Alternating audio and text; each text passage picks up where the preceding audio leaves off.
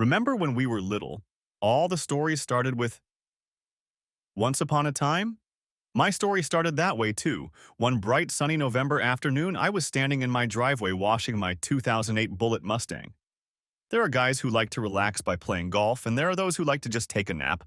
But I was washing my car, relaxing and letting my mind find the answers to my problems. I was living on borrowed time and I knew it. Strangely, what I thought I knew and what was going to happen were two different things. According to the weatherman's forecast, the warm weather that has settled in late fall could last another week or two. That would give me at least 7 to 14 extra days of riding the Bullet. After that, I'll have to put it away for the winter and switch to my Jeep. I had all my favorite Turtle Wax Ice products laid out in the cart and was about to finish the interior and then start on the exterior when suddenly an impaired vehicle drove down my street and stopped in front of my house. I recognized the driver, or at least the person behind the wheel. It was my wife's mother, Judy. She got out of the car, leaving it at an angle in the middle of the street, and ran down my driveway. As she approached, I noticed tears in her eyes, and she rushed toward me. She buried her head in my chest and started crying hard. "Come on, Judy," I said softly. "Let's go into the house and you can tell us everything." I led her into the house and sat her down at the kitchen table. "He's such an asshole," she cried. "Judy, would you like something to drink?" I asked. "Do you have any tea?" She asked between sobs. I nodded, brought her a cup and made her tea. Now, "Judy, give me your keys so I can get your car off the street before someone hits it," I said. She handed me the keys and I carried her into the living room where she would be more comfortable. I yelled upstairs and called for my wife Penny to come down. I slipped out the back door and moved Judy's Accord into the driveway behind my Mustang, but not too close to it.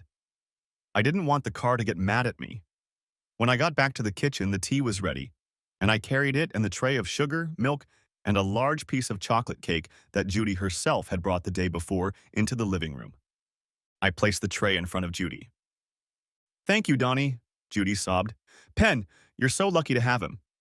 You may never have to worry about your husband cheating on you again," she said. I was shocked. I couldn't believe that Ed, Pen's father, could be cheating on Judy. I started to walk away, but Judy grabbed my arm. "Donnie, you're part of our family too," she said, "and I want to talk to you." "Okay, Judy," I said. "Why?" she asked. "Why is he doing this?" "What does he do?" I asked. "What is it about you men that makes you cheat?" she asked. I started to feel uncomfortable. Mom, when I was in college, we learned that males are genetically predisposed to spread their seed to as many willing fertile females as possible. Maybe Dad has that predisposition in abundance. Or maybe it's not his fault. Men are just born that way. And maybe some women are too. Society even laughs and looks the other way when men behave this way. They say he's manly or a ladies' man. And when a woman acts like that, she's a slut, Penny says. "I'm not talking about men in general," Judy said. "I'm talking about your father, who swore to be faithful to me and love me, and he continues to—" "Mom, you know Dad loves you," Penny interrupted. "He loves you more than anything in the world. But he just needs to spread his seed. You can't fight nature. All you can do is try to work with her." "When he married me, he swore that my needs and our marriage would be above nature for him," Judy said. The sound of the doorbell put an end to the conversation, at least for the time being. "I'll do it on my own," I said, glad for the opportunity to take my mind off the painful and emotionally charged situation. Not that I didn't care. I liked both of Penny's parents, but all I wanted to do was wash the car. Opening the door, I came face to face with Penny's father, Ed. He looked like a dog that had been kicked. Ed was stocky and squat, with a balding back of his head and seemingly the only eyebrow that managed to hang over his forehead. Why a guy who looked like him would even be around Judy, let alone marry her, was a topic best left in the hands of science fiction authors because it made no sense. But for the same guy to cheat on her, that made even less sense. "Hi, Dawn," he said softly. "I saw Judy's car in the driveway. Is she here?" "They're in the living room," I said. I pointed the way and he walked in slowly. I stepped through the door he had just entered through and shook my head. I grabbed the hose and started to hose the car down to remove the stuck-on dirt and debris from the coating before I soaped it up and washed it.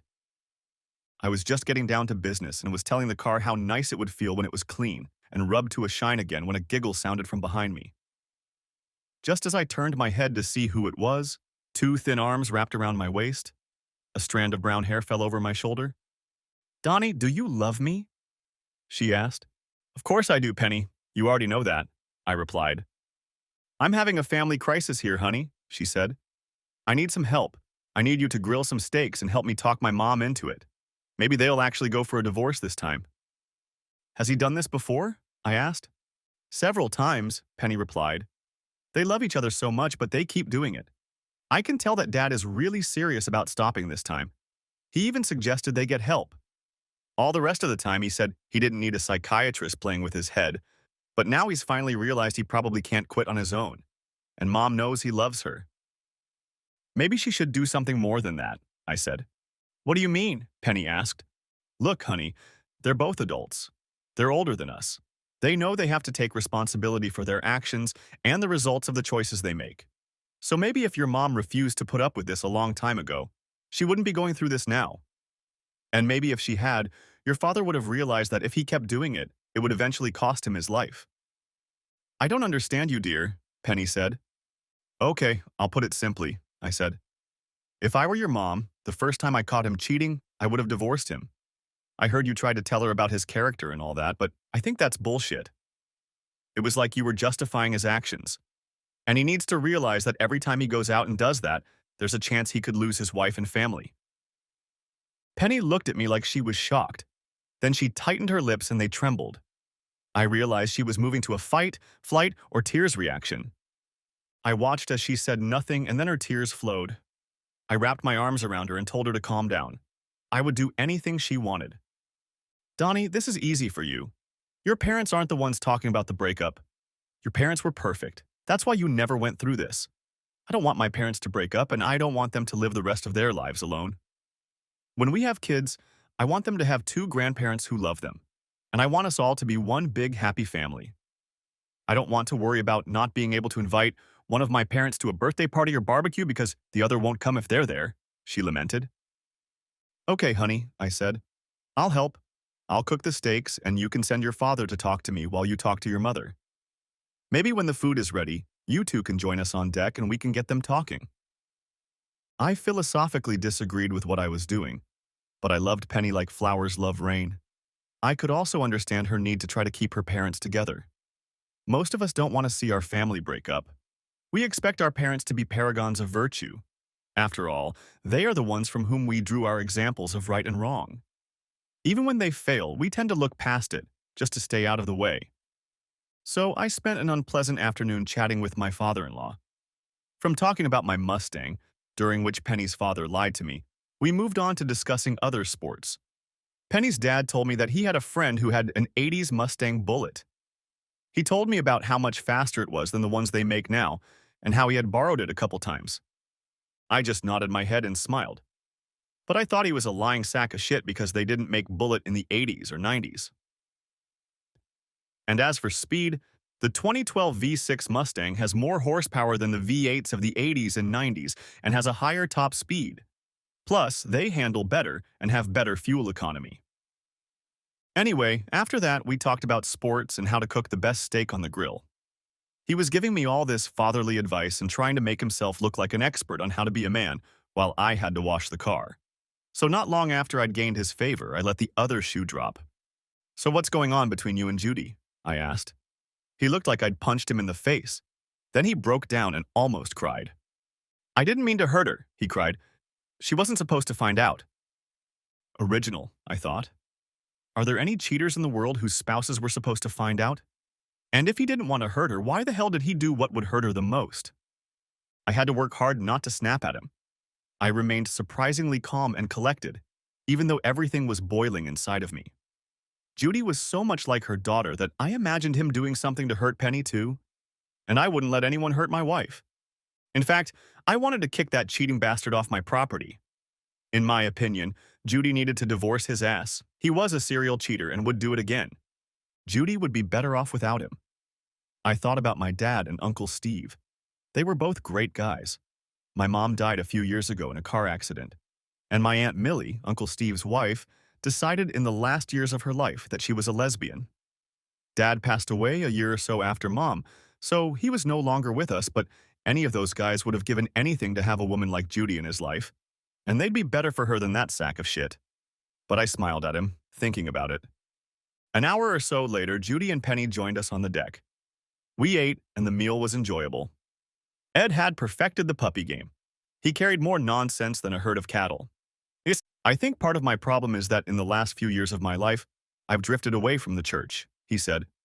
I need a dose of a good book to get me back on track. I looked across the table at him, expecting to see him get struck by lightning. When it didn't happen, I shouted, "Excuse me." Then I ran into the house and went down to the basement. I closed all the doors behind me and buried my face in one of the couch cushions. Then I laughed with all the power of my lungs. There was no way that bastard would have the guts to even walk into a church. He was just trying to say what he thought would once again save him. When I finished laughing, tears were still running down my cheeks and my face was red. I went back and sat down at the table. Penny was looking at me strangely. The expression on Ed's face was clear as snow. It was as if he was waiting to be counted among the saints. Judy looked at me, and I felt insignificant. The look on her face spoke for itself. She was really in a lot of heartache. She was on the verge of cutting this jerk out of her life forever, and was counting on me and her daughter to help her make the right decision. "So, Donnie, do you think counseling might be a solution?" she asked. I looked at Ed, who nodded faintly, and I looked at Penny, who was standing next to him trying to save her parents' marriage. She too nodded almost imperceptibly. Then I looked into Judy's eyes. Only there wasn't a trace of deception in her eyes, and I had done it. I did it for purely selfish reasons. "Yeah, counseling should help you sort out the problems in your marriage," I said.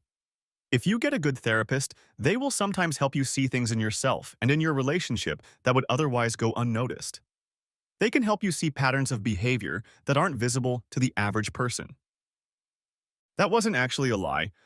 I had heard it on a Science Channel program about therapy, so maybe it was at least partially true in some situation. Judy looked me in the eye and believed me. She nodded her head and said, "Okay, we'll give it a try." Now, she reached across the table and took Ed's hand and smiled at him. Penny looked at me. I felt like a battered pokeweed. I'm a carnivore. Sometimes I only eat meat and no vegetables to shove more steak or roast down my throat, but that day I almost threw up from the steak. I felt like shit about what I had just done. "I hate to interrupt you, lovebirds," I said, "but I need to show Ed one more thing about my car." While the ladies cleared the table and put the dishes in the dishwasher, I took Ed into my garage. "Hey, your car isn't in the garage," he said, smiling. "It's in the driveway." I grabbed him by the throat and slammed him into the garage wall with such force that the clock on the wall inside the garage fell and shattered on the concrete floor. "Bastard, this is the first and last time I'm going to lie to save your rotten cheating ass," I smirked. "If you cheat on her one more time, you'll have more than just a divorce to worry about. Do you understand?" He quickly shook his head. I slammed him against the wall one more time just for emphasis. Then we walked back into the house. "They didn't make them like this in the old days, did they, Ed?" I asked as we walked back into the kitchen. I was smiling this time. Ed tried to fake it, but he had a headache and was in shock. No one had ever talked to him like that before. Penny came out of the pantry and noticed something I hadn't. "Daddy, you have a lump on the back of your head," she said. "Where did you get it from? Are you okay?" "Ha ha," I laughed. "While we were in the garage, this clock fell off the wall and landed on Ed's head. And his head is hard as a rock. He smashed the damn clock. He's a tough old bird." Ed nodded his head woodenly. We had a great time with Penny that night. Just a month and a half later, 3 days after Christmas, I was holding her hand and hugging Judy as we entered the morgue. We entered the unexpectedly cool room and found ourselves face to face with a man who looked as alive as the people he cared for. "I'm sorry for your loss," he smiled. If his smile was supposed to be friendly or comforting, he failed on both counts.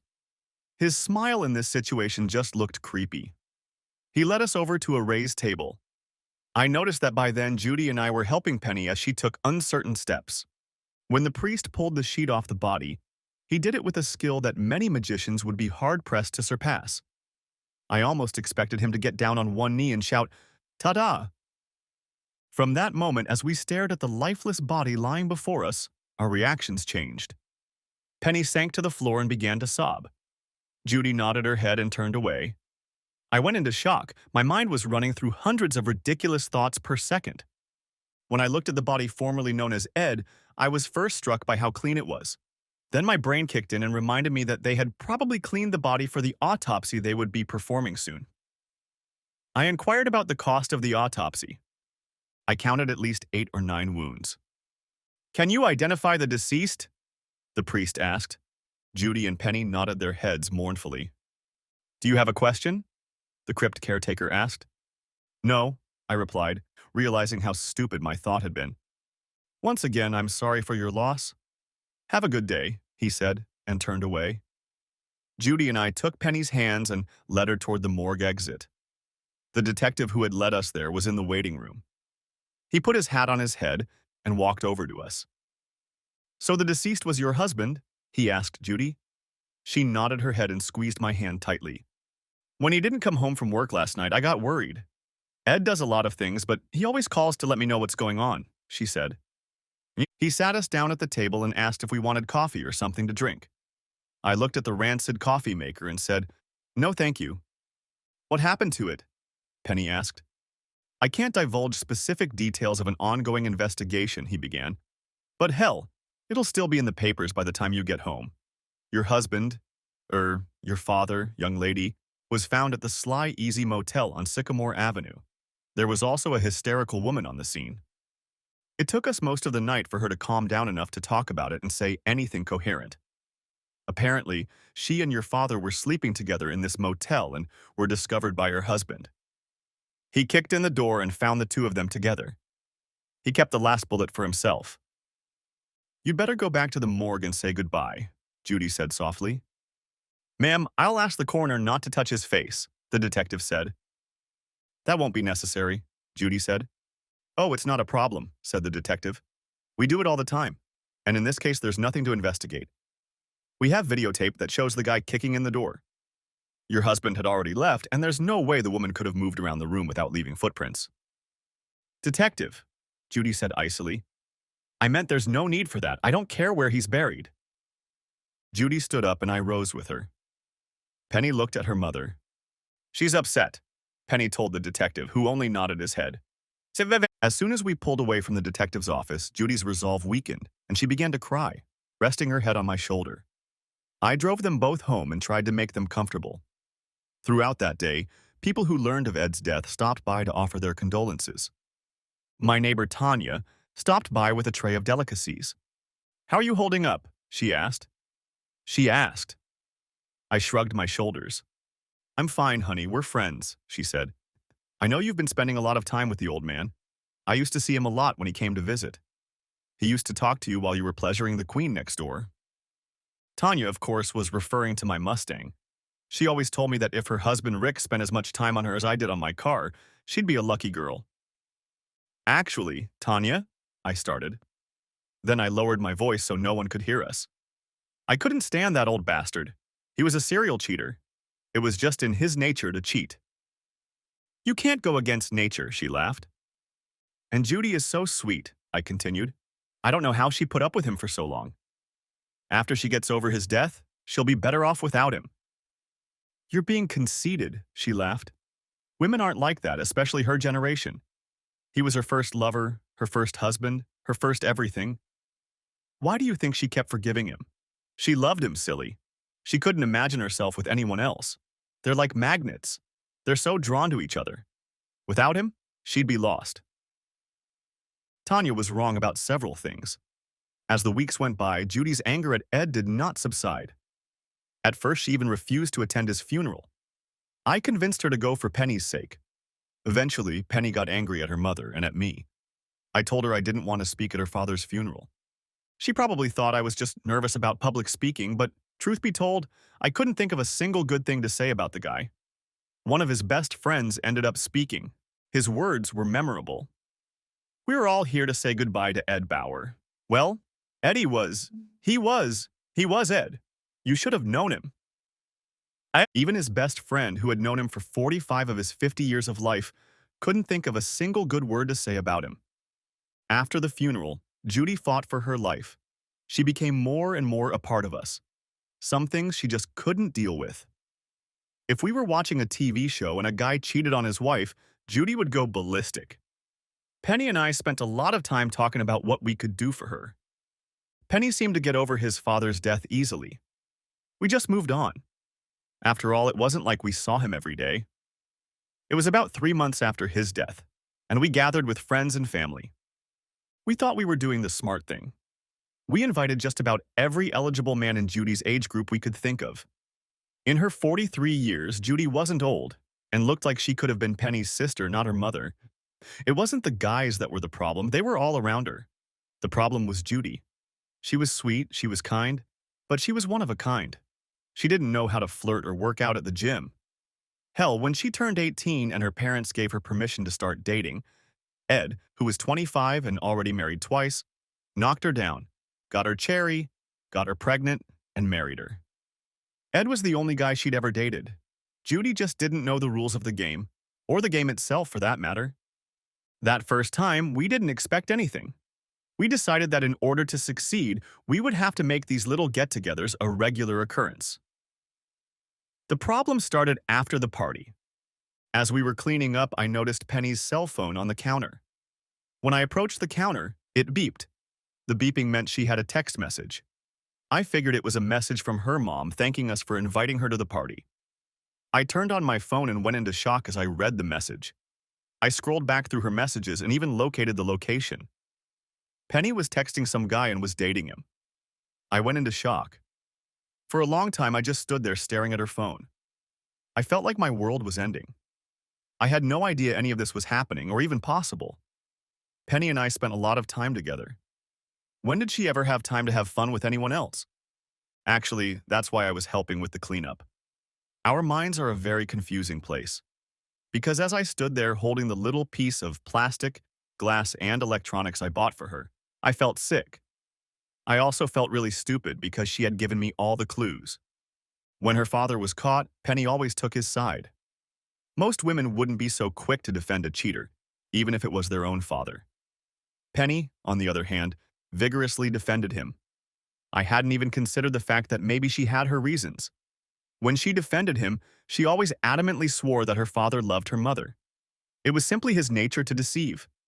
Perhaps it was a case of like father and like daughter. After all, you can't go against nature. I guess I was expected to react the way Judy did and just accept it. Judy really liked jerks. She had her own nature, too. She was loving and forgiving. Maybe that's why she forgave him over and over again, all the way to the end.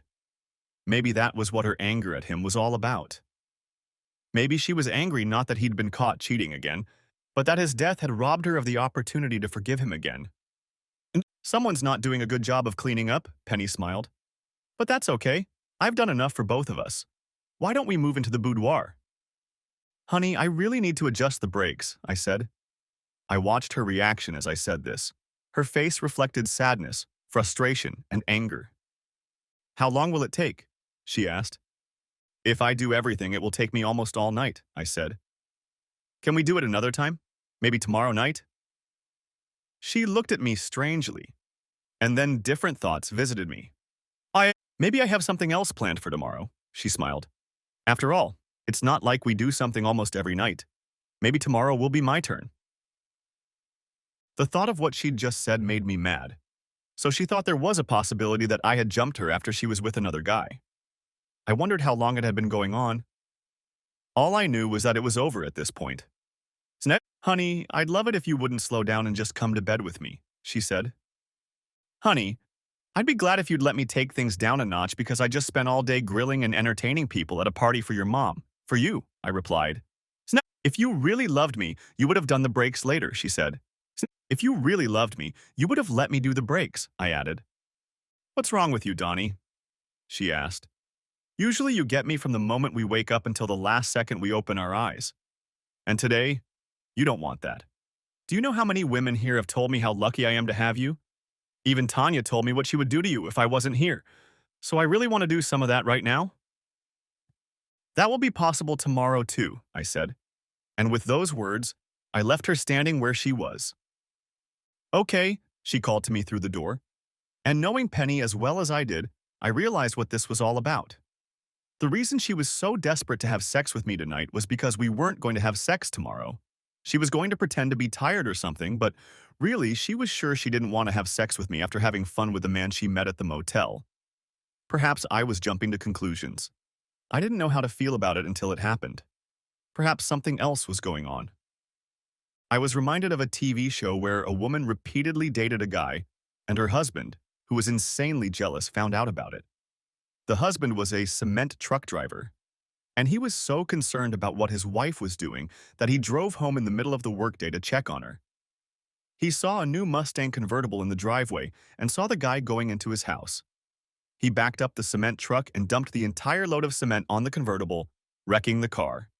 Turns out his wife wasn't cheating on him. She took out a loan on the Mustang as a gift, and he wrecked it. She ended up divorcing him. The next morning, I went to work as usual. I didn't do anything out of the ordinary. I woke up and Penny made me breakfast. "I'm sorry," I said. "I love you, Pen." "What's gotten into you this morning?" she asked, smiling. "I just wanted you to know how much I care about you," I said. I felt like shit. I felt like this was my last chance to convince her not to do something we'd both regret. At the same time, if nothing had happened and I'd gotten it wrong, I wouldn't feel so guilty.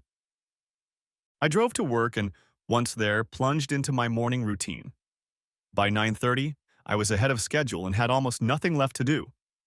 I worked a couple more hours and left at 11:30. Just as I was leaving the building, I got a call from Penny. "Hi, honey," she said. "Would you like to have lunch with your wife?" "I'd love to," I replied, smiling. "Do you want us to meet at home or at a restaurant?"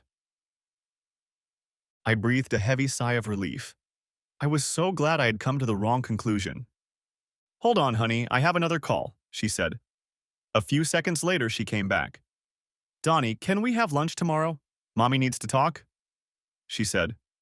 "I'll probably be busy," I said and hung up. I called Judy on the phone. "Hi," I said. "How was your day?" "Even better after talking to my favorite son-in-law," she said, smiling. "I'm your only son-in-law," I coined. "But you're still my favorite," she said.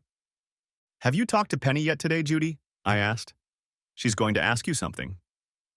"I hope you're not going to set me up with one of your lonely old friends again," she said. "To tell you the truth, I'm not sure I'm ready to date anyone yet." "All right, no, I just wanted to take you out to dinner for a threesome," I said. "Oh, okay," she said, smiling. "I'm going to enjoy that. When she calls, I'll pretend to be surprised." "Bye, Judy," I said. "Have a good day." The call delayed me another 10 minutes, and now I knew Penny had called to ask me to lunch just to make sure I was at work. Maybe she'd learned some tricks from her father, but then the old bastard got caught often. I got in my car and drove to the motel. There were a few familiar cars in the parking lot, but that didn't matter. I spotted Penny's Ford Focus as soon as I pulled up to the hotel. I knew exactly which room to go to.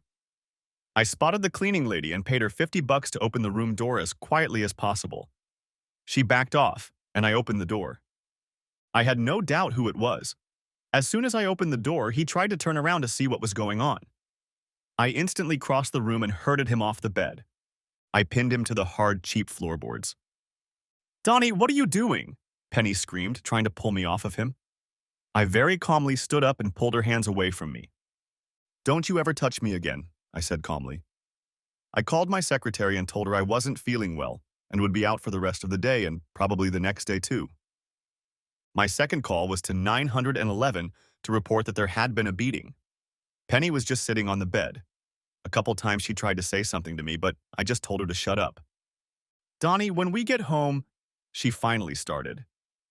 "We don't have a home," I said. "I'm not living with a whore. Go to your mother, Penny." The police arrived and I left the room and spoke to them. "I'm the one who called," I said. "You don't look that bad," one of the police officers said. "Not me, him," I said, pointing to Rick, who was still unconscious. They handcuffed me and put me in the car just as the ambulance arrived. In the police cruiser, I hardly said anything. The officers tried to get me to talk about what had happened. Although I would have easily confessed what I had done, I was too depressed to talk about it. As soon as I arrived at the station, I was photographed, fingerprinted, and detained on suspicion of assault. Until the details of the case came out, they only had suspicions. Even if I had agreed to admit that I had done it, They had no proof. In every major city in the world, there are countless lunatics willing to confess to any crime, from the Lindbergh kidnapping to the Ripper murders in London. And there are also leagues of homeless people who are willing to confess to a crime just to get a few meals in a bunk. This is especially true in bad weather, when some people are willing to sacrifice their freedom to have a roof over their heads. I was placed in a large cell with at least 8 other people. None of them approached me, and I was content to sit on an empty bench along the back wall. Most of the guys looked like they were either poor or drunk. I decided to use this time wisely. Since all I could do was think, it seemed like the perfect time to consider my next moves. There is a big difference between suspecting that your spouse is cheating on you and actually confronting it. There is also the issue of emotional attachment. Let's face it, people change over time. It is not uncommon for a couple to become so estranged that one of them does something drastic just to get a divorce. In such cases, the subsequent divorce can be a fresh start for both of them. In such cases, the separation can be pleasant. But there are also times when a couple has been so broken and fractured over the years that they just can't stand each other. They fight not because they love each other and want to stay together, but because they hate each other and want to make the other's life as miserable as possible. Like, I'm not going to let this asshole get a divorce so he can sleep with his goddamn secretary and be happy. That's not what happened in my case. I loved Penny with all my heart and soul. Until I walked into that motel room and saw her with Rick, I intended to spend the rest of my life with her. That's why it was so painful for me. I literally felt like someone had ripped out a part of my soul. I didn't realize that. We had a beautiful life. And I really thought we loved each other. At least I loved her.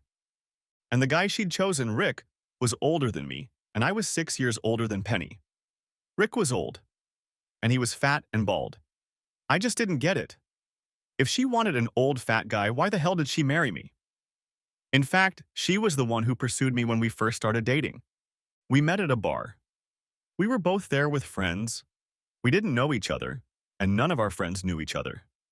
She saw me, and for the rest of the night, every time I turned around, she was there for me. She even tried to say some dirty phrase to me. I remember looking into those beautiful eyes and just being mesmerized. And she said, "Well, if you're going to stalk me all night, maybe you'll tell me your name." So I show up at a cheap motel and I see her with a fat old neighbor. I wonder how Tanya will feel about that. Just as I was starting to figure out what to do, I heard someone calling my name. "Don Osmond," a stout policeman called out to me. I walked over to him and peered through the bars as he started to open the door. Behind him, and on either side of him, stood 2 other policemen with their hands on the handles. "Are you guys going to shoot me?" I asked. "Asked me." "No, asshole, you're out on bail," he replied. "Who?" asked me. He just looked at me like I wasn't there. "Does it matter?" he asked. "What am I being charged with?" I asked. "And who bailed me out? How long have I been here?" "Look, buddy, you got too many damn questions," he said. "Do you want to get out or not?" "Officer," I said, "I know you're dealing with a lot of people in a lot of different situations, and it takes its toll on everyone. You've heard it all too many times to repeat. But this is a new experience for me. This is the first time I've been in jail for whatever reason, so if you could take a minute and answer a couple questions for me. It won't take up much of your time, but it will make a big difference in my life."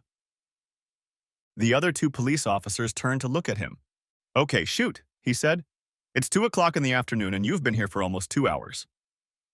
I spoke in low tones so that only he and the other policemen, who kept their eyes on the rest of my cellmates, could hear me. "I caught my wife and roommate together in a motel room this afternoon. I admit I handled it badly. I just don't want to see either of them ever again in my life. So if Penny is going to try to bail me out with my own money because she doesn't have a job, I'd rather stay here. I don't want anything more to do with her." "Sorry, kid," he said. "It's her. She's been crying the whole time, but you don't have to worry. Some fat guy and his lawyer are here to talk to the prosecutor. I don't think he's going to press charges against you. But he doesn't look like much, so I wouldn't trust him.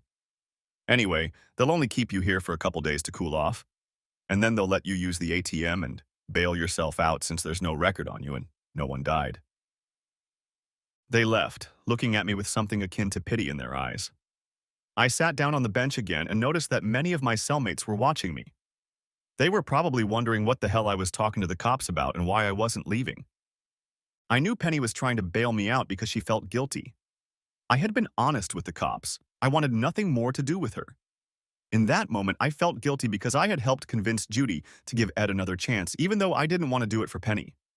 I wondered if I felt the same way Judy felt when Ed cheated on her. Ed had done it over and over again, so Judy had experienced it more than once. I couldn't understand how she got through it. She had to be so much stronger than me. It's very strange. If you think about a person for a long time, they show up. Just as I was contemplating whether Penny would tell Judy about what she'd done, my cops came back. "Hey, Osmond, another hottie came to see you. It's not the first one, it must be her sister. This one says her name is Judy. She's in the interrogation room. Would you like to see her?" "Yes," I said. He made me put both my hands through the bars of the bars and then handcuffed me again. Then he opened the door while the others held their weapons at the ready and led me out, closing the door behind him. We walked down the hallway and entered a partitioned room. There was a huge panel of bulletproof glass with small holes in some places for people to talk through. I sat down and looked through the glass at Judy. For a minute, neither of us said anything. "Hi, Donnie," she said. "What's going on?" "So Penny didn't tell you?" I asked. "She just said you beat up your neighbor and went to jail and you wouldn't let her bail you out because you were upset about it," she said. "But I know you, Donnie, and I have a bad feeling about this." "Judy, she cheated on me," I said. Her face lowered. "Not with... Isn't he disgusting?" she asked in shock. "But why? From what she told me, you're constantly..." Before we could finish, a tall man in a cheap suit and glasses knocked on the wall. "Excuse me," he said. "Are you Don Osmond?" I nodded my head. "Can you join me in the conference room across the hall when you're done here?" He pointed to my handcuffs, and the police officer uncuffed me. "He's not life-threatening. He has no criminal record. Why is he in handcuffs?" "He's here for assault," the cop said, although I would have done the same thing. "He's actually here for fornication, not assault." "Donnie, what are you going to do?" Judy asked. "I know how you feel, so don't do anything stupid." "I'll call you tomorrow," I said. "If I get out of here today, I'll send your daughter to stay with you." I walked into the conference room and saw 3 men sitting at a table with Penny. 2 of them I didn't recognize. When I walked in, Penny jumped to her feet, and Rick stood up, limping toward me. "Get off me!" I shouted. I looked at the guy sitting at the table. "If any of these assholes come near me, I'm going back to my cell." Dave, Penny and Rick walked back to where they were sitting, and the guy behind the desk looked at them. "Mr. Osmond, my name is Willis Drummond. I'm the district attorney for this district. Literally, thousands of cases come across my desk every day. Mr. Daniels is the attorney who is representing your neighbor. Anyway, Mr. Daniels has a proposal that would allow everyone here to leave immediately, as if without prejudice." "What are you talking about, Willis?" asked I. "Why don't you tell him, Charlie?" He turned to Daniels. The lawyer looked at me and spoke as if he and I were old friends. "Don, what happened here is an unfortunate situation.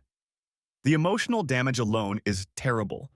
There is no reason for you to leave this room with a criminal record that will cause you problems for the rest of your life. These are very serious charges. We're talking assault and battery, plus intent to do great bodily harm," he said. "Don't worry about that," I said. "With my education and specialty, my employer and future employers won't care." He gulped. "You don't need an innocent person getting hurt because of fun that got out of hand," he said. "There's no reason for that." "Who in this damn room is innocent?" I asked. "Just me. I'm the one who got hurt." At this point, Penny began to cry. "I thought I had a woman I could love and be with for the rest of my life, and it turns out I don't. I thought I had a neighbor, or rather, a friend who lived next door to me that I could trust. I found out that wasn't true either." "Donnie, what about Tanya?" Rick asked. "Tanya has never done anything wrong to you. Why should she have to suffer through all of this?" "Tanya deserves to know what kind of scumbag she's married to. She doesn't deserve to be cheated on and lied to. No one deserves that," I said. "Tanya is beautiful. She will come back. She'll eventually meet someone who will be much better for her than you are. She'll be fine. Maybe we'll get through this together. She doesn't need some fat-bellied chump." "No!" he shouted. "Please don't tell her!" Daniel started trying to speak again. "Here's the thing. My client agrees not to press charges against you, and you're forgetting that all of this happened. I agree to the charges, I said. I also agree to a jury trial. When 12 of our peers find out why I beat the shit out of your client, they'll make him and you tie each other up and tar and feather each other. I will also put his name on my divorce case and sue him for everything I can. I will testify about what I saw and in Tanya's divorce case, I said. That's my plan. All four huddled together and talked in low tones. Rick and Penny seemed to be arguing. Finally, they looked at me again. What do you want? They asked. Nothing, I replied. I won't tell Tanya anything. You have my word on that. And I won't sue you or name you in the divorce. But you must testify in the divorce if necessary and deny the accusations.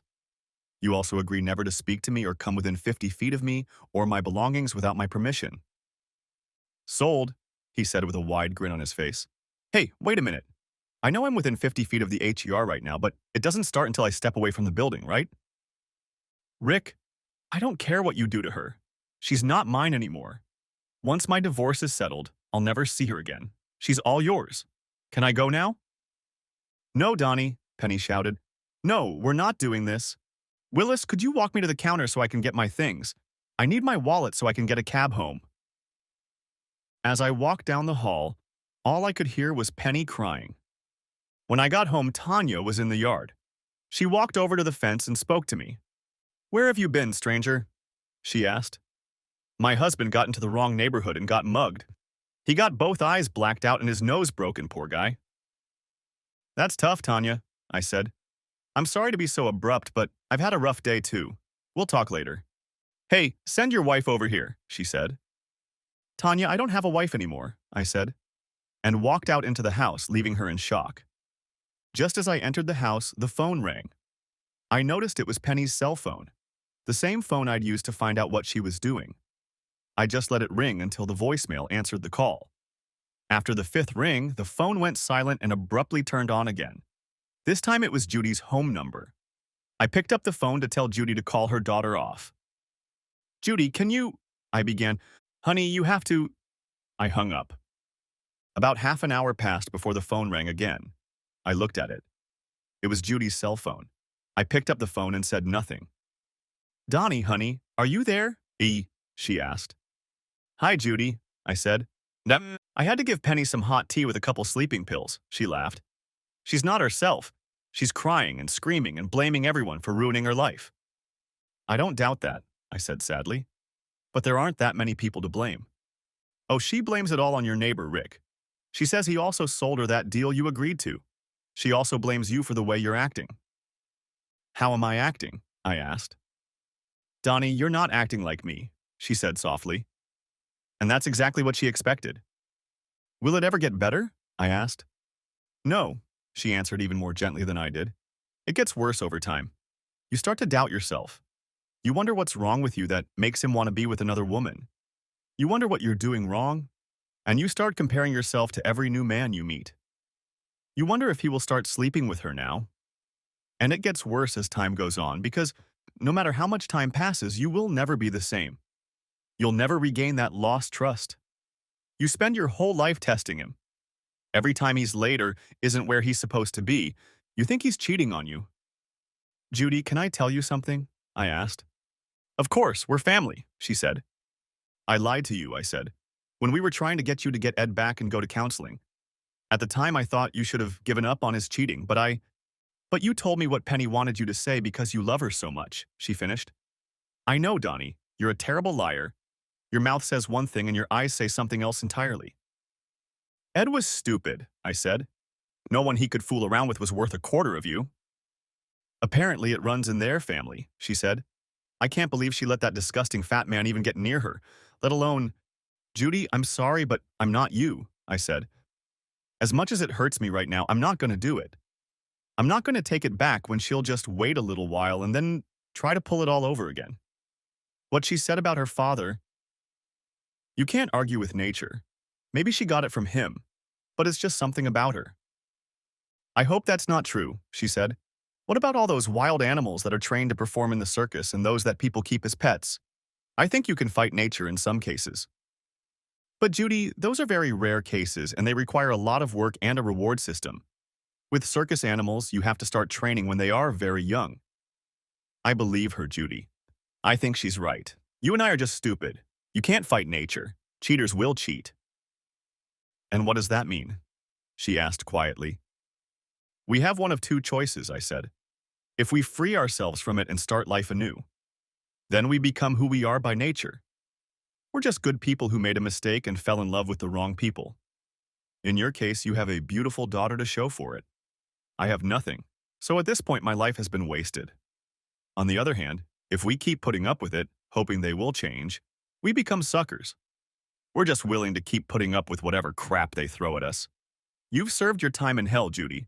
Your next man should be worthy of you, and my next woman should be the same. Who are you talking to, Mom? Penny asked. Is it Donnie? Does he want to talk to me yet? Did you tell him how sorry I am? Did you tell him it wasn't my fault in any way? Bye, Judy, I said. I can see you have your hands full. Over the next few days, I talked to Judy a lot. Tanya and several women from next door would come to my house, bringing me food and talking to me to cheer me up. I hired a lawyer and prepared an agreement. I prepared what I thought was a very fair agreement. I was making good money. I wanted to split our assets in half like a judge would have done. I knew it wasn't really fair to me, but I didn't want Penny to be left destitute. I simply had no intention of trying to save our relationship. I didn't want the situation to turn ugly, but if need be, I was willing to drag Rick to court or get him to sign a deposition. If things went to the worst-case scenario, I'd be an asshole if I had to. I would just withdraw most of the money from my accounts and leave her whatever she could get from the sale of our share of the house. My lawyer talked to Rick and got him to tell me everything about what had happened between him and Penny. This had been going on for over 6 months. He was also sure he wasn't the first. I asked Judy if I could come over and talk to her and Penny. I drove up and Judy opened the door for me. I hugged her and kissed her on the cheek. Penny walked over to me. Honey, you have no idea how much I've missed you, she said. Penny, I came here to make your life as easy as possible, I said. I didn't want some stranger ambushing me to hand you the divorce papers, so I brought them myself. No, Donnie, she shouted. I'm going to stop. This will never happen again. You have to give me another chance. It was a mistake. I just couldn't help it. I'm going to see a counselor. Penny, that won't help, I said. It's not like it's the first time. My lawyer interviewed Rick. We all know about it. You and Rick have been dating for over 6 months, and I don't think Rick was the first. How the hell could you even look me in the eye? It was just sex, she said. You and I are so much more than that. You and I are so much less than that, I said. We used to be so much more. Now all that's left is a gold ring, and that ring means nothing when the vows we made are broken. Donnie, please, she began. No, Penny, I replied. I'm not going to live like this. You're just being unfair, she whined. You're breaking my heart. You have to forgive me. You love me, damn it. Penny, shut up, Judy said. Mom, stay out of it, Penny said. He's just being unreasonable. It doesn't work that way. He just doesn't want to forgive me. It doesn't have to be that way. I can't eat. I can't sleep. I love him so much. I feel like my heart is going to burst.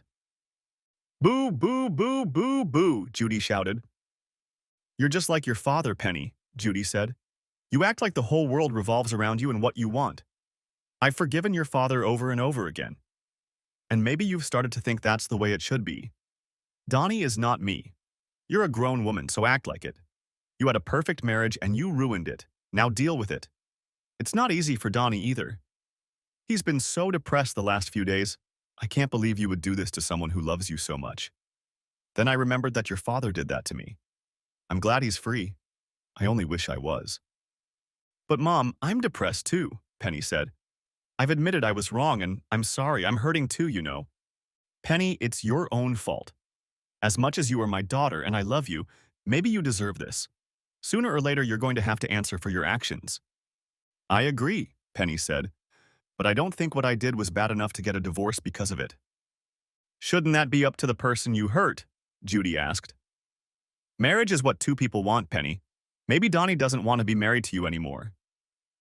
Stop saying that, Mom, Penny shouted. She turned to me and looked across the room. Donnie, haven't I been a good wife to you so far? I've cleaned your house. I've cooked your meals. I've given you everything you could ask a wife to do.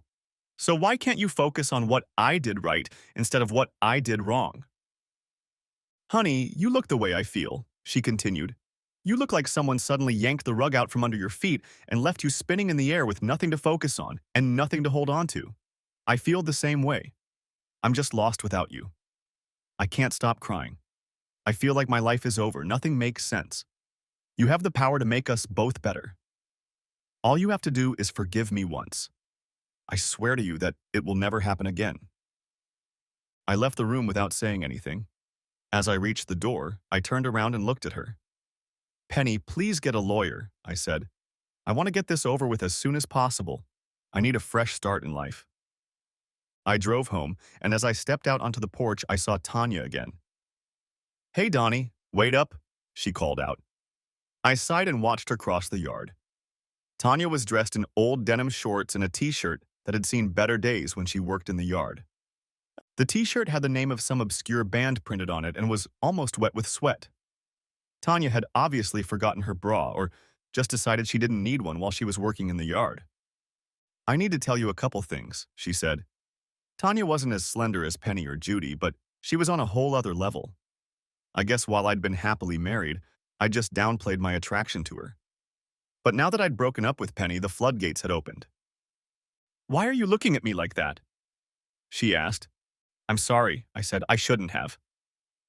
Donnie, I just wanted you to know that Rick and I are always there for you, she said. If you need anything or want to talk. Actually, I think it would be good for him too. He's still reeling from being robbed. I think most of his confidence is gone. You know how you have that macho male ego? Well, his ego is shattered because some asshole beat him to a pulp and took all his money. Maybe talking to you will help him. You know how it works. When you have to help someone through their problems, it makes you feel strong. I think it might be good for Rick. I'll send it over in a little while. But I wanted to do something for you too. You'll be fine, she smiled. But that's not what I meant. You know I'm a married woman. Besides, you're not that kind of guy. I shrugged and tried to smile. And then I just smiled at her and thought again about telling her what a piece of shit she was married to. But I realized that telling her that would only hurt her. Besides, Rick getting his ass kicked by me and thinking he might lose his marriage was probably doing everything he could to be the husband she deserved. Why should I put her through that kind of pain just so I could enjoy it? Doing that would make me as bad as Penny and Rick. It's a cruise, Donnie. We have a client, a major website for single people. They've arranged a cruise for many of their members on a large cruise ship. They've already paid for their members, and there are still cabins available on the ship. They have already made their profit, so it doesn't matter if there is another single guy on the cruise. 10 days of fun, sun, and laughter will help heal a broken heart.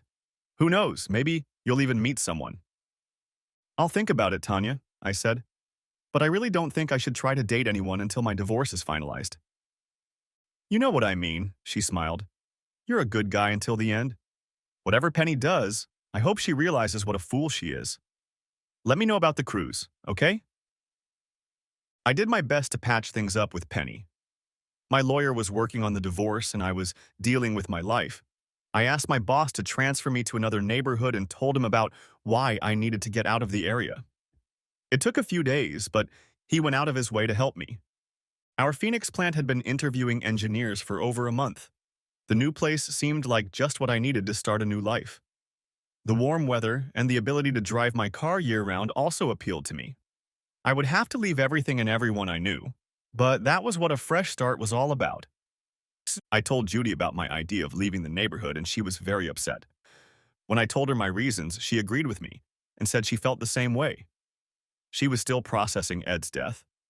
Her feelings were much the same as mine as she tried to process her daughter's betrayal. She was thinking of moving east to live with her older sister and mother, who shared a house in New York City.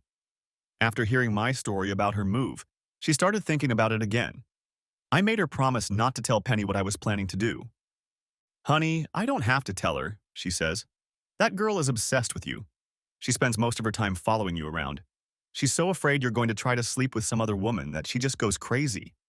She was furious when you stood on the porch that day talking to Tanya. She came home and cried for hours, calling Tanya a slut of all stripes. I think her biggest fear is that you'll get infatuated with Tanya and tell her what happened. Then you and Tanya will sleep together and it will become a story. Saying that, she laughed. It's not really that far-fetched, I said. It really is, she said. Donnie, you really do love my silly daughter. I saw the wheels turning in your head when you were talking to her the other day. You were trying so hard to figure out how to get her back. But I was glad you didn't succeed. She's my baby and I love her. But I love you too, Donnie. And we both know what she's like. At least when this is all over, you'll have a friend in Arizona you can visit when it gets too cold in New York, I said. And you'll have someone in the Rotten Apple if you want to learn about the culture of other southwestern countries, she laughed. Donnie, promise me we'll keep in touch. I don't have a choice, I said. I've only had 2 people I've loved and one of them doesn't really love me. That means you're all I have left. And I was glad she told me about Penny, who followed me everywhere. I began to follow her whenever I went anywhere. One night I went to a movie and as I was getting out of my car in the parking lot, I looked around. I noticed her watching me and decided to have a little fun with her. I looked at my watch like I was waiting for someone. Then I pulled out my phone and used the Fandango app to buy a ticket. I called Judy and asked her to call Penny and let her know that my date was waiting for me at the movie theater. Penny got out of the car and angrily headed toward me. I quickly ran into the movie theater and told the man at the ticket booth that I had ordered tickets online. He looked at his computer, handed them to me, and I went to the right side of the building just as an angry Penny appeared in the doorway. She tried to walk in the direction she saw me, but was stopped by security. When she was escorted to the ticket booth, she realized that there was no way she could have known what movie I had come to see, and there were at least 15 movies playing in the theater. 2 hours later, I walked out of the theater. Bye, I called out, waving my hand as if talking to someone. I had a great time. We'll have to do it again. That's enough, Donnie, Penny said. Just cut the crap. You went to the movies alone. I've been following you since you left the building. Get used to it, Penny, I said. I won't always be alone. Sooner or later, I'll meet someone I want to date, and maybe more. Maybe I'll even meet the person I'll spend the rest of my life with. You've already met her, silly. She looks just like me, Penny said. You just need to pull your head out of your ass and start trying to get over my one little mistake. I laughed out loud and walked away. And then I realized that everything Judy had told me was true. I trusted Judy. I was sure she wouldn't tell Penny about my plans, but I still needed a way to get out of town without letting Penny know where I was going. The answer came from the most unlikely source. The next day, just getting home, I heard a quiet knock on the back door. I walked to the door and opened it. If I had to make a list of everyone I thought might be in the house, there was no way I would give him a place on it. Rick was standing at my back door, just like he used to when we were friends. The only difference was his body language. He knew he didn't belong here anymore. I guess he wasn't sure I wouldn't beat the shit out of him again. I didn't want to come, he said nervously. She made me. His gaze quickly darted over my shoulder. I saw Tanya watching us from the back porch. She smiled and waved. Come on in, buddy, I said loud enough for my voice to reach their house. I did everything you asked, he replied nervously. And I'm grateful you didn't say anything to Tanya. But if Tanya hadn't made me come here, I still would have had to call you. We have a problem. We don't have a damn thing in common, I grinned. We don't have anything in common. That's very true, he said. But neither of us wants Tanya to get hurt, right? I nodded. And we both have issues with your psycho ex, he said. She's threatening to tell Tanya herself if I don't try to help her get you back. She says it's not fair, that one of us should keep the marriage together if we've both been cheating. She came to me yesterday. She's blackmailing me into giving her information about you and wants me to pressure you to get her back. I just looked at him. If he was hoping I would show sympathy, he was in for a disappointment. Suddenly, I realized I could use him to solve my problem. Rick, do it, I said. He looked at me strangely. Does she know about the cruise Tanya organized for me? I asked. I don't think so, he replied. That's your information, I said. Give her all the information about the cruise. That should keep her happy for a while. It'll be especially good if you tell her you tried to get me to forgive her. Let her think that if we're on the ship together and there's nowhere else to go, there's a chance we'll talk. All right, he said. I'll do anything to save my marriage. I just stared at him. You can go, I said. The next day I got a call from Tanya. Donnie, Penny somehow found out about the cruise. Should I book her on the wrong cruise or something? Or do you want me to book her a room in the same room as yours or next to it? She asked. I can book you two together, although this is a singles cruise. Said, Tanya, don't you get a commission on the cruises you book? I asked. Well, she said, but I don't need to try to get rich at the expense of my friends. Tanya, make that bitch pay in full, I said. You'll be doing me a huge favor, and you'll help me more than you can imagine. Are you two back together? She asked. Not a chance, I said. But why? She asked. What are you two mad about? She cheated on me, Tanya, I said sadly. I walked in and caught them. There was no chance of a mistake or misunderstanding. I saw them with my own eyes. There's no chance of us being together anymore. I just need to get away from her. Over the next few days, I began to prepare for the move. I looked at houses online. I contacted moving companies and called the new Phoenix office. Everything was ready for the move. I was still on the phone with Judy. One of us called the other at least twice a day. The saddest day before I left was the day Judy was leaving for New York. I stopped by her house to say goodbye, and naturally, Penny was there. She had been so busy getting ready for the cruise that she hadn't followed up with me the last few days. She smiled at me as she opened the door. I miss you so much, honey, she said. I ignored her and headed over to Judy. Judy hugged me as tight and long as she had never hugged me before in her life. I wish you'd hug your wife like that, not my mom, Penny said. In a way, it's a good thing Mom is going to go live with Grandma and Aunt Nina. I think you're confused about who you care about. Judy and I laughed and stepped away from each other. Penny was driving Judy to the airport. I said goodbye and promised to call Judy every day. I wish you would call me so we could talk, Penny said. You do realize you're wasting your time, right? This divorce is going to drag on for decades. By the time we get to court, you'll have forgotten why you wanted to divorce me. I also know that you withdrew a large amount of money from our account. I didn't say anything about it because I did it too. Isn't that a strange coincidence? Again, I just stepped away from her. She was so happy she seemed about to explode at the thought of the two of us going on a cruise. She acted as if we were going on a second honeymoon, rather than the two of us going on a cruise on the same ship, but not together. In fact, the possibility of me sleeping with other women while she was there didn't even cross her mind. 3 days later, I was ready to go on the trip. Tanya had prepared everything I needed to make sure I had everything I needed on the cruise. Just before the ship left, I called Penny. Penny, I won't be home for about 10 days, I told her. If you need to let me know anything regarding our divorce, you'll have to see my lawyer. Thanks for telling me that, she replied cheerfully. I hope you enjoy wherever you go. Maybe when the trip is over, you won't want to get divorced again. Maybe something will happen during your absence that will remind you how much I love you and that we need each other. Not much chance of that, I said, laughing. She laughed too. Is it really that hard for you to admit that you still love me, Donnie? She asked. No, it's not, I said.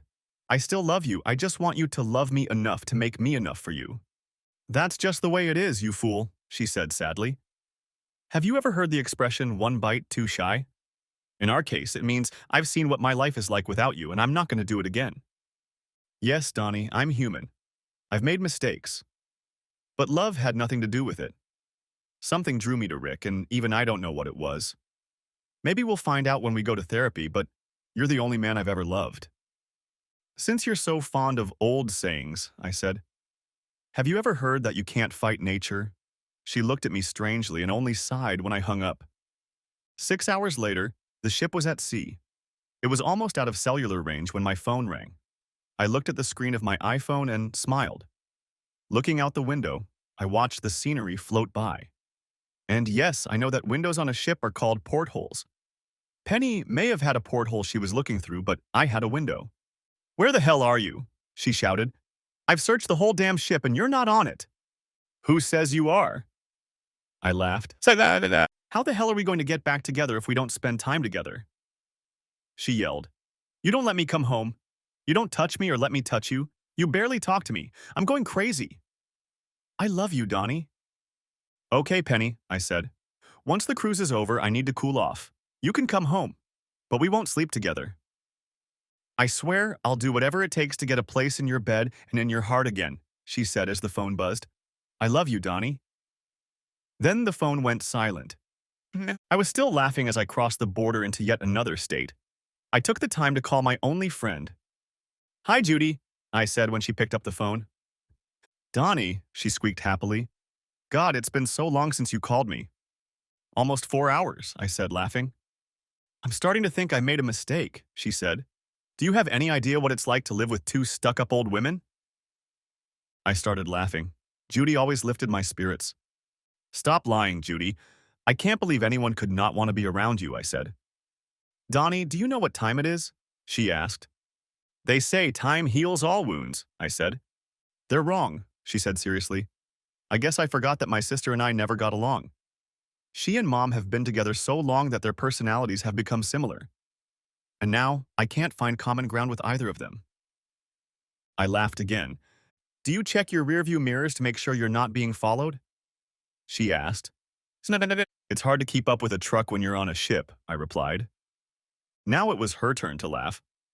"I'm not going to ask how you sneaked her onto the ship without you," she said. "Remember the Calgon commercial?" I said. "I had my own ancient Chinese secret." "I loved that commercial," she said. "I guess I should go make Mommy's tapioca. Drive safe, honey." I arrived in Phoenix late afternoon the next day. The first thing I did was get my Mustang off the trailer and put it in the garage. I was so relieved that it would no longer have to endure the cold winter that I ignored the heat and possible sun damage to the paint. I spent the next few days getting everything set up and organized in my new home. I made appointments for the cable guy and other professionals to come in and do their thing. But when all was said and done, the house was beautiful, but it didn't feel like a home, just a place. The day before I was supposed to report to my new job, it happened. My cell phone rang. I picked it up without looking at the screen. "Where are you?" she hissed. "Why is all your stuff gone? You said I could come home." "Since you called from home, you should be home," I said. "That's what you wanted, isn't it?" "You know damn well that's not what I wanted," she hissed. "I don't want an empty house. It's almost as bad as that ridiculous divorce you insist on." "Don't worry about the divorce," I said. "Your lawyer and my lawyer convinced me that without any proof, I'm screwed. I was practically at your mercy, so the divorce over your affair with Rick is over." "Good," she squeaked. "Now where are you, sweetheart? I'll come to you." "I applied again," I said. "And this time I'm not going to be so damn nice." She started laughing. "Does it matter why you're applying?" she asked. "Call your lawyer Penny," I said. "He already has a copy of the case. Not only will I get a divorce, I'll probably be able to leave you next to nothing. Also, Penny, call me back soon if you want to make arrangements. I'm changing my cell phone number tomorrow." It was only an hour before Penny called me back. "Okay, Donnie, you win. I signed the papers. How the hell did you get the video?" "I hired a private investigator to take my place on the cruise. I knew that when I wasn't around, you'd have no reason not to get your wishes. All I did was set you free. You can't go against nature. For that matter, I never watched the video. I didn't feel like watching it. Thanks for proving me right about you." "Donnie, I can change," she said. "I don't think you can," I said. "And to tell you the truth, I don't think you should. You're free now. Do whatever you want to do. I'm free too. I can find someone who will love me the way I need to be loved." "Donnie, you just don't understand," she cried. "It's me. Don't you get it yet? My father loved my mother more than anything in the world. Yes, he cheated on her. But it didn't mean a damn thing. It was just sex. He and my mom loved each other. That's why she could never let him go. And you and I are the same. You're gonna miss me. And when you do, I'll be here waiting for you. But I'll make sure you regret putting me through all this." 3 weeks later, I called Judy every day. There was a note of sadness in her voice that I recognized immediately. "Okay, Judy, what's wrong?" I asked. "I'm fine," she replied. "I'm just a little out of sorts." "Try." "Judy's trying to take all this shit out on someone who doesn't know you," I said. "Tell me what's wrong." "Donnie, moving here was a mistake," she said. "I spent most of the money I got from selling the house to pay the taxes on this place and make some improvements. Now I'm stuck here. I have money left over from Ed's pension, but it's just a monthly check to cover my expenses. I don't have enough money to move anywhere else, let alone buy another house. I've had thoughts about how nice it would be to move in with relatives. I guess I just didn't want to be alone. I had over 20 years of living with someone else, and good thing you still have family to move in with," I said. "Oh no," she said. There's no chance of that. You have no idea what Penny's been doing since you divorced her. No, I don't, I said. But I wasn't talking about her. Why don't you come here and live with me? I've got plenty of room, and I'd love to have you with me. Donnie, are you crazy? She asked. I can't live with you. You're my daughter's husband. Not anymore, I said.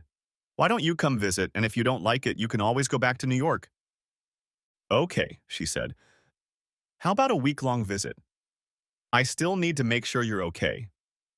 I've been visiting Penny and your old house. Well, you don't recognize it. Judy came and stayed with me for a whole week. She had so much fun that when it was time to leave, she didn't want to. We did everything together and we had fun. She made me go and see all the sights in the area that I hadn't made time for before. We also went shopping and she talked me into buying a lot of things for the house. In just a week, my house began to feel like home to me. I dreaded the thought of her leaving. She didn't say a word to me, so I decided I would drive her to the airport the next day. In the morning, she made me breakfast and asked me why I was so depressed. Our week is over, I said. I'm going to miss you a lot. Will you be able to come visit me again soon? No, she said. And really, Donnie, I don't think you want me to. Judy, you're my best friend. Of course I want to, I said. Don't you want to come back and visit me? No, she said, smiling. Because if I came back to visit you, it would mean I left, and I don't want to do that. I smiled and grabbed her. We kissed hard once more, and I think we both knew something was going on, but neither of us were ready to admit it. The next morning, I woke up early and she made breakfast for me again. I can't send you to work on an empty stomach, she said. Besides, I'm taking you to work today. I need the car to go shopping. We need groceries. Are you sure you don't want to just drive the truck? I asked. She stuck out her plump lower lip and held out her hand. For some reason, no red flags went off in my brain. Although I'd never let Penny drive my Mustang, the thought of Judy getting behind the wheel didn't seem horrible. I gently placed the keys in her hand and was rewarded with a smile that made my day better. After I ate breakfast, we got in the car and drove to my office. I expected her to leave, but she got out of the car and walked with me. She looked around my office and even met my receptionist. She smiled and led me to my inner office. So why haven't you slept with this one yet? She asked. She's not my type, I replied. She just laughed and said she would pick me up after work. I arrived home that evening and we grilled steaks on the deck and watched the sunset. I noticed that she hadn't just gone shopping that day. She decorated some of the rooms, a picture here, a trinket there, and the whole thing began to look more like a home. Things progressed very slowly over the next few weeks, but they did progress. I think what I had always felt somehow crept up on me on its own. It got to the point where in the evenings I just lived with Judy. Sometimes we'd take long drives on deserted roads and photograph landscapes and scenery. Other evenings we'd head into town to see a movie or try a new restaurant. But most of all, we both enjoyed quiet evenings at home. Honestly, I think I was the one who kept suggesting we go out. I think I was afraid things might go wrong if we were alone together too often. I said I think we had been living together for about 5 months when it happened. It was Judy's birthday, and I wanted to take her out on the town. I bought her a present, a diamond necklace, and I made reservations at one of the swankiest restaurants in town. We had a great dinner, and a traveling violinist serenaded us, ending with a rousing jazz version of Happy Birthday. I pushed the box over to the table, and her eyes lit up. When she saw the necklace, her mouth dropped open and she asked me to put it on her. I noticed she was smiling, and then I noticed she was pointing behind my back. I turned around and finally noticed the waiter behind me. I was just saying, sir, that your wife is the most beautiful woman here, he said. You're right about that, I said. Donnie, you should be saying thank you, silly, Judy giggled. Or at least correct him. He thought we were married. I can't help but thank you, I said, because that would mean I had something to do with you being so beautiful. And I couldn't correct him, because I don't have a problem with anyone thinking that we. Are you ready for dessert? Yes, she said. Can we take it with us, and can we eat it at home? I don't think anyone can imagine how pleased I was to hear her say those words. All the time she had lived here, she had called it my house, which turned into home. Hearing her call it home gave me a warm feeling. When we got home, I thought it was the perfect ending to a wonderful evening. It seemed strange to me. Maybe I'm getting old by the time I'm 30, but I was happy. I didn't need anything else. When we got home, we made love, and after showering, we collapsed on the bed. I love you, Judy, I said. 5 months, she replied. I can't believe we can do this for 5 months. We wouldn't be able to, I said. None of us are the type to just jump into bed with someone. Maybe not, she laughed, but we're both the kind of people who love very deeply and very exclusively. The next night when I got home, I had dinner and something else waiting for me. I wanted to make sure last night wasn't an accident, she laughed. We made it a rule. We never mentioned Ed or Penny. The past was behind us, and all we wanted to think about was the future. We had so many good times that there was no time for the past. We did a lot of things for the first time together, but the one thing we never talked about was marriage. I don't know why. Everyone we knew thought it was, but we never brought it up. But then again, we were too busy with the present and planning for the future to think about the past. That's the way it was until it came for us. I think we made one mistake. When Judy moved in with me, we had to move the rest of her things to Phoenix from New York. Penny went looking for her mom and her grandmother and aunt, neither of whom knew anything about our situation, happily gave her the address. After that, the comedy of unfortunate coincidence began. One Saturday, I went out to buy a few things so Judy and I could barbecue and bask in the sun in the big hammock on our deck. While I was gone, Penny showed up on the porch. Judy had no choice but to invite her into the house, hoping I would be gone long enough to get rid of her. Penny realized almost immediately that her mother didn't live alone and that her neighbor was most likely a man. Judy confirmed this and told Penny that she would meet her for breakfast the next morning. Penny drove off but saw my car and recognized it. She didn't know the road and got lost for a while. I got home and Judy decided not to give me the bad news until we relaxed a bit. We were grilling steaks over low heat and were about to relax when we noticed someone had climbed to the top of our 6-foot fence and was watching us. Her eyes got as big as saucers and she started screaming like a banshee. We let her into the house. I can't believe you two, she screamed. Especially you, Mom. What will Daddy think? Penny, we're not married anymore, I said. So what are you doing here? I came to try to find my mom, she said. I was hoping she knew where you were. I need a little help. What kind of help? I asked. I've lost almost all the money you left me, and I'm about to lose my house. I was hoping you'd give me another chance. I realized how stupid I was, she said, sadly. I'm sorry, Penny, but there's no chance, I said. You can't fight nature. No, you can, she said. If you want it bad enough, you can do anything. I swear I've changed. I was talking about Judy's nature and mine, I smiled. It's in our nature to fall in love with someone and stay that way forever. We can't fight it, but since you're our daughter, I guess we'll have to help you with a home. You'll go home and I'll put some money in your account, but you'll have to get yourself a job. Why can't I stay here with you? She asked.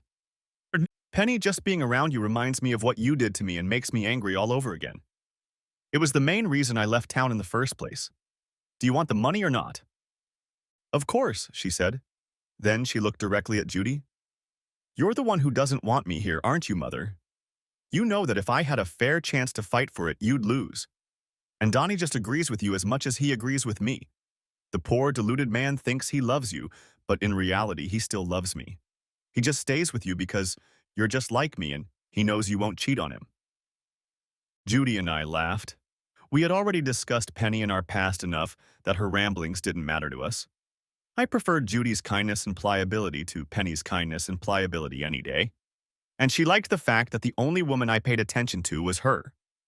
Penny left the next morning. She was still angry that we wouldn't let her stay with us, but that would have been very inconvenient, and I was pleased with the way things had turned out, and so was Judy. I think to some extent what happened to Penny was our fault, but really we just wanted to be alone. We found out later that Penny had slept with several men in the neighborhood where we lived, including some of our friends. There was a lot of gossip about it. Early one morning, Tanya saw a couple of men leaving the house and confronted them. That's how Tanya found out everything. When she told them that they should be ashamed of shaming their wives with the neighbor's whore, they advised her to stop being so nosy and maybe she should keep an eye on her own husband instead of everyone else. They told her that was the reason I divorced Penny and left.